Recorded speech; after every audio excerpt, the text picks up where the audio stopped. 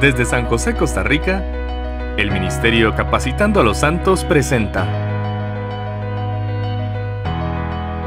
Teología sobre la Mesa Cuadrada, con el Dr. Raúl Perazo. Viste qué complicado, Jonathan, entender que tenemos una relación personal con Dios y la gente se acostumbra el domingo a poder cumplir de 10 hasta las 12 porque se quieren ir y ya se sienten bien. Sí. Pero, ¿cómo está? Estábamos conversando con Jonathan y si usted vio el programa anterior, no podíamos parar. ¿Por qué? Porque es algo que nos preocupa y queremos poner sobre la mesa teología a su alcance. Que usted no le tenga miedo a conocer a Dios. De hecho, teología es el estudio de Dios. Y junto con Jonathan estamos dispuestos a poder compartir lo que Dios nos dio, porque nada es nuestro, y en una manera simple. ¿Es así, Jonathan? Así es. Si nos ve con esto, estamos tomando mate. Nací en Argentina, Jonathan estuvo en Argentina viviendo y es más matero que yo. Es simplemente una bebida típica de nuestro país que nos ayuda a tener compañerismo. Terminamos apenitas con San Juan capítulo 5, versículo 24, diciendo que tenemos vida eterna, que no vamos a ser condenados y que pasamos de muerte a vida. Le estábamos ayudando a usted un poco, como lo hemos hecho, si nos ha visto en programas anteriores, a que usted mismo le pueda hacer preguntas a la Biblia y que usted vea que la Biblia misma tiene respuesta. La misma Biblia se responde con la misma Biblia y que usted puede ver, es cierto que tal vez hay algunos materiales que le pueden ayudar a comprender mejor, pero lo primero que debemos de ver es la misma Biblia. Y nuestro interior va a dar testimonio, sí o sí, de quiénes somos. A veces pensamos, bueno, ¿cómo puedo saber que soy salvo? Por lo que siento. Pero lo que siento no es peligroso, es que hay que tener nuestras emociones bajo control, porque Dios nos dio espíritu, alma y cuerpo, pero ese sentimiento también Dios lo puso. Vamos a compartir Romanos capítulo 8. Mientras me das un mate, yo busco el versículo.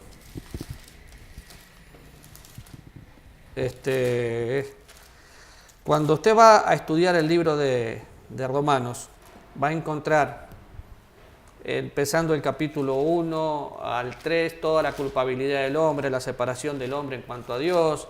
En el capítulo 4 va a hablar mucho de la gracia y dar un ejemplo de Abraham. En el capítulo 5 va a hablar de la justificación. En el capítulo 6 me va a hablar de la santificación y de la justificación otra vez. En el capítulo 7 va a hablar de chau ley, se fue la ley y estamos en la gracia. En el capítulo 8 empieza diciendo, ninguna condenación hay para ¿quiénes? Así que ahora pues ninguna condenación hay para los que están en Cristo Jesús, los que no andan conforme a la ley, sino conforme al Espíritu. Estar en Cristo. Si bien lo explicamos, no estoy seguro cuánta gente ha visto el programa anterior, pero ¿qué es estar en Cristo? Estar en Cristo es haber creído, haber depositado la fe en Él, en su obra redentora. Si no sabe qué es redención, le invitamos igual a ver programas anteriores. Ese pago que Él hizo con su sangre para poder rescatarnos de esas cadenas del pecado que cada uno de nosotros tenía. Si usted depositó su fe en Cristo, puede decir con seguridad que tenía esas cadenas, porque ahora usted es libre. Y hablando así de esa libertad y del testimonio interno, vamos a ir mirando un poquito hasta que lleguemos a los versículos 14 y 15, pero vamos a ir mirando un poquito. Versículo 9 dice, mas vosotros no vivís según la carne, sino según el Espíritu. Si es que el Espíritu de Dios mora en vosotros. Si alguno no tiene el Espíritu de Cristo, no es de él.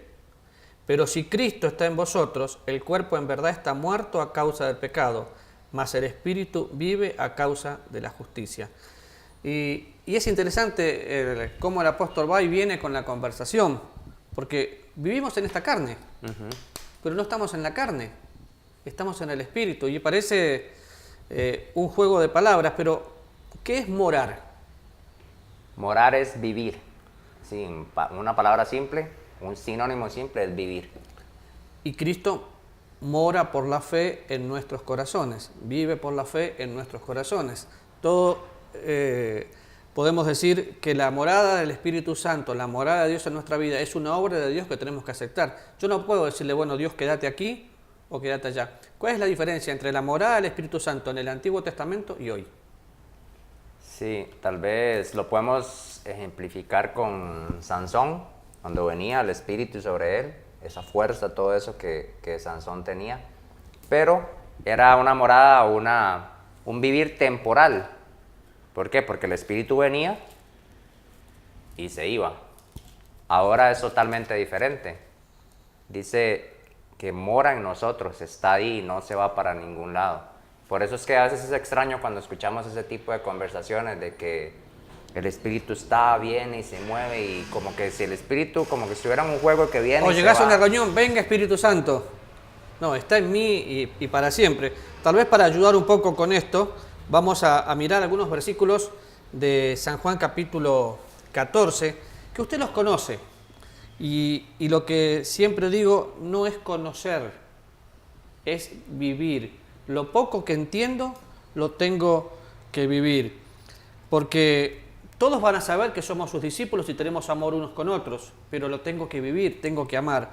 Cuando voy al versículo 14, voy a leer empieza diciendo, no se turbe vuestro corazón, creen en Dios, crean también en mí, y da la promesa, una promesa en primer lugar de poder vivir reposadamente, en segundo lugar de que Cristo va a retornar para poder buscarnos, y acá hace la promesa de que el Consolador, el Espíritu Santo, va a venir.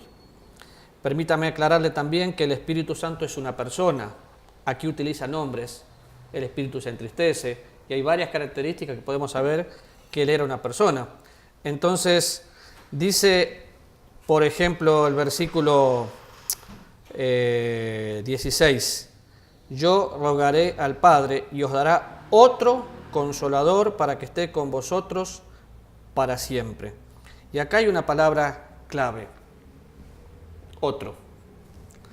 Si bien es cierto la palabra Consolador se refiere directamente al Espíritu Santo, pero otro es como pensar en un prototipo, algo semejante, igual en naturaleza. Me está hablando de Dios.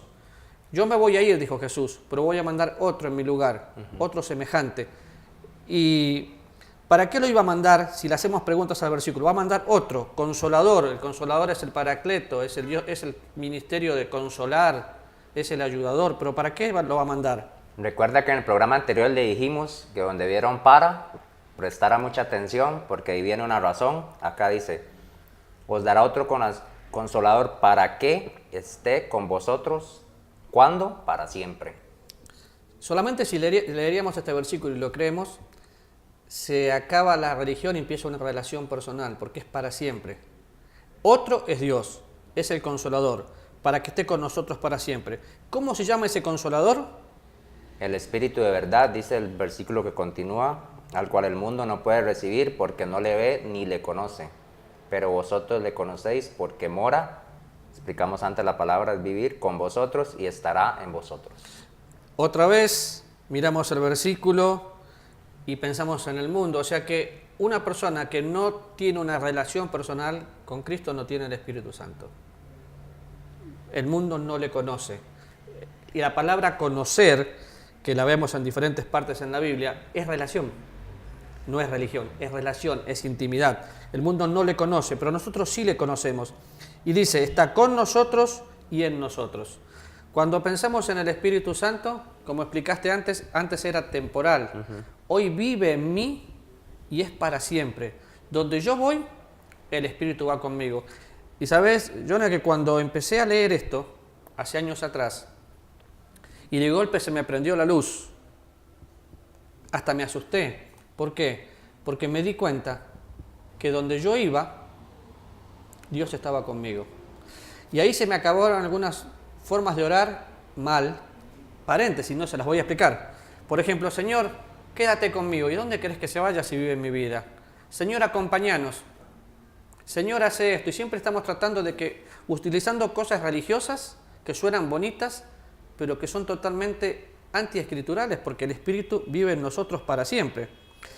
Claro, y pensando en eso, y explicamos un poco el programa pasado, Ahí es donde las personas, cuando hablamos de un poquito de las promesas que Dios nos da como hijo, ahí es donde muchas personas dicen y utilizan este argumento y dicen, bueno, como el Espíritu Santo vive en mí, entonces es imposible que yo viva en pecado porque no puede tener el Espíritu estar en comunión con el pecado.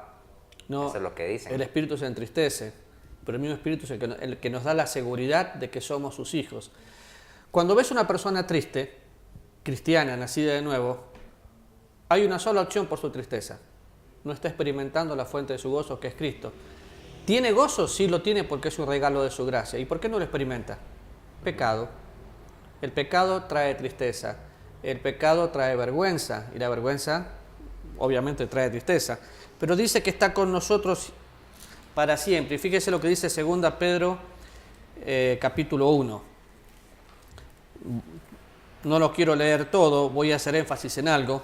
Dice, versículo 4, por medio de las cuales nos ha dado preciosas y grandísimas promesas, para que por ellas llegaseis a ser participantes de la naturaleza divina. Participantes de la naturaleza divina. Hecho parte de lo divino. Un día mi papá y mi mamá estuvieron juntos y nació esta belleza que usted está viendo. Soy parte de la naturaleza de mis padres. Cuando uno ve a los hijos, dice, uy, se parece al papá, o se parece a la mamá, o se parece a ambos. Cuando uno ve un hijo de Dios, ¿a quién se tiene que parecer? Al papá. Al papá. Sean imitadores de Dios como hijos amados. Y para que Dios vaya haciendo esa obra de parecernos a Él, que de hecho es el propósito para el cual fuimos salvos, ser semejantes a Él en todo, puso el Espíritu Santo, no nos deja huérfanos. Y fíjense, versículo 19 dice, todavía un poco y el mundo no me verá más, pero vosotros me veréis, porque yo vivo, vosotros también viviréis. Otra seguridad, porque Él vive, nosotros vivimos. Con respecto a lo que acaba de decir anteriormente, están canciones, se escuchan en otros lados, Señor, yo quiero ser como tú, pero no tiene que ser solo un decir, tiene que ser algo práctico, de verdad, porque a veces se confunde mucho también este concepto de, bueno, ¿cuál es mi propósito? ¿Qué tengo que hacer yo? Mi propósito es parecerme más a Jesús cada día. A veces decimos, yo quiero ser como tal o cual persona. Personas tal vez que tienen un buen testimonio y que son un ejemplo. Pero yo no debo querer ser, por ejemplo, vos sos un buen ejemplo y yo quiero ser como Raúl. No, yo quiero ser como Jesús.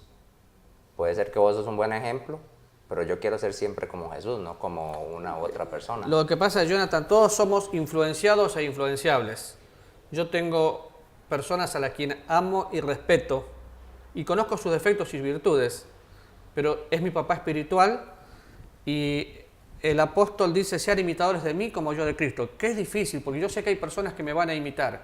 Ahora, es un arma de doble filo. ¿Por qué? Porque si imito a una persona, puedo llegar a amar tanto a esa persona, idolatrar tanto a esa persona, que quito a Dios y tengo a la persona. Entonces tengo que ser consciente que estoy imitando a una persona. ¿Qué persona? Una persona que imita a Dios. ¿O qué pasa si la persona falla? Si yo no miré a Dios, voy a caer. Por eso vemos muchos cristianos tirados en el camino echándole la culpa al pastor. Que el pastor cayó. Sí, está bien, el pastor cayó. Pero no pasa mi relación por un pastor. Pasa mi relación directamente con Dios. Pero otra cosa que a veces pensamos, nosotros decimos, bueno, tengo a Cristo en el corazón. No, tengo a la Trinidad en el corazón. Fíjense algunos versículos más. Versículo 20 dice, en aquel día vosotros conoceréis que yo estoy en mi Padre, y vosotros en mí, y yo en vosotros. ¿Se da cuenta? Padre, vosotros en mí, y yo en vosotros. Sígame el hilo. Juan 14:20, por si se perdió un poco. El 21. El que tiene mis mandamientos y los guarda, este es el que me ama, y el que me ama será amado por mi Padre, y yo le amaré y me manifestaré a él. Y le dice Judas, no el Iscariote, Señor, ¿cómo es que te manifestarás a nosotros y no al mundo? Y responde Jesús y le dijo, el que me ama, mi palabra guardará, y mi Padre le amará, y vendremos, plural, a él, y haremos morada con él. Está hablando de la Trinidad, está hablando de haremos morada. Entonces, es toda la Trinidad la que va a vivir en mí. Podemos pensar en el versículo que siempre se saca de contexto, que es el 15, si me amáis, guardad mis mandamientos. Y a veces te dicen, pero no estás amando a Dios, no estás guardando sus mandamientos. Es que nadie puede guardar los mandamientos si no tiene una relación íntima con el autor de la vida, si no tiene la plenitud de toda la Trinidad viviendo. Entonces no es solo Cristo, es el Espíritu Santo. Esta promesa de Dios se hizo efectiva el día que el Espíritu Santo descendió en Pentecostés y pasó ya en forma permanente a vivir en la vida de cada uno de los cristianos. Y volviendo a nuestro pasaje de Romanos 8, ya sabemos que el Espíritu Santo, que Dios el Padre y que Dios el Hijo, todos viven en nosotros. Pero volviendo a Romanos 8, versículos 9 y 10, dice: si el Espíritu de Dios mora en vosotros, y si alguno no tiene el Espíritu de Cristo, no es de él. ¿Se da cuenta? Leí en San Juan, donde la Trinidad está viviendo en nosotros.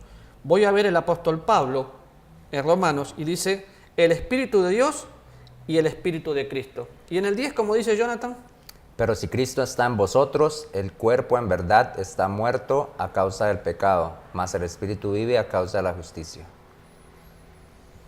Pero si Cristo está en vosotros, el cuerpo, la verdad, está muerto. Yo morí con Cristo, tengo una nueva vida. Pero ¿qué espíritu tengo que tener? El Espíritu de Dios, el Espíritu de Cristo, el mismo Espíritu que da testimonio. Seguimos un poquito más leyendo, y versículo 15 y versículo 16 dice: pues no habéis recibido el espíritu de esclavitud para estar en temor. Otra vez dice en temor, porque ya estuvimos en temor, sino que habéis recibido el espíritu de adopción, por el cual clamamos: Papito, Abba, Padre. Y el Espíritu mismo da testimonio a nuestro espíritu de que somos hijos de Dios. Y seguiremos avanzando en el próximo programa un poquito más, pero fíjese, mi espíritu da testimonio. ¿Y qué es? Es un testimonio interno que externamente se ve, y utiliza la palabra Abba. ¿Cómo la explicarías? No, la acabo de explicar. Es un término muy íntimo y denota que alguien tiene una relación estrecha con alguien. Y en la práctica, ¿cómo podemos ver o utilizar ese Abba Padre? Bueno, se me viene a la mente, a veces he escuchado, se me viene a la mente un pastor que cuando ora, siempre ora de esta manera.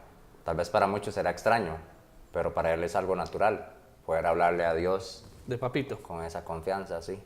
Y a veces le tenemos miedo a tener confianza con Dios porque queremos tener reverencia y pensamos que reverencia es no tener amistad. Yo puedo tener respeto hacia una persona y amarla de tal manera que me siento íntimo, pero Dios pone su Espíritu Santo para que no estemos otra vez en esclavitud. Antes éramos esclavos del pecado.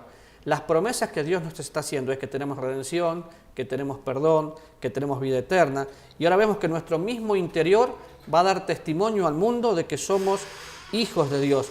Y eso es no por obra nuestra, sino por el Espíritu Santo que llega a vivir en nosotros. Y pensando en esto, fíjese, si somos hijos, también somos herederos. Si somos herederos de Dios, también somos coherederos con Cristo. Y esto se ha desfigurado mucho porque a veces pensamos somos más que vencedores y todas las riquezas de Dios son nuestras. Sí, pero no está hablando de algo material. Está hablando de riquezas espirituales y ser semejante a Cristo en todo. Imagínese, todo lo que tengo es recibido por gracia, pero todo lo que es de Cristo es mío, porque soy heredero de Dios y coheredero con Cristo.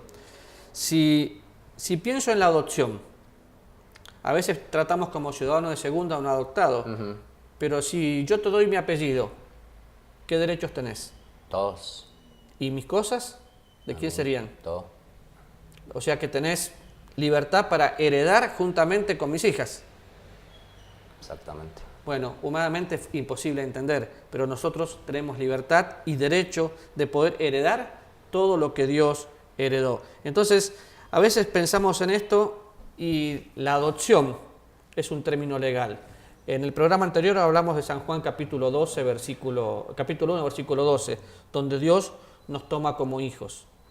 Pero el apóstol Pablo utiliza la palabra adoptar. En Gálatas habla de cuando llegó el tiempo, después de que ya estábamos bajo cuidadores y tutores, Él manda a su Hijo y a nosotros nos coloca dentro de la familia de Dios.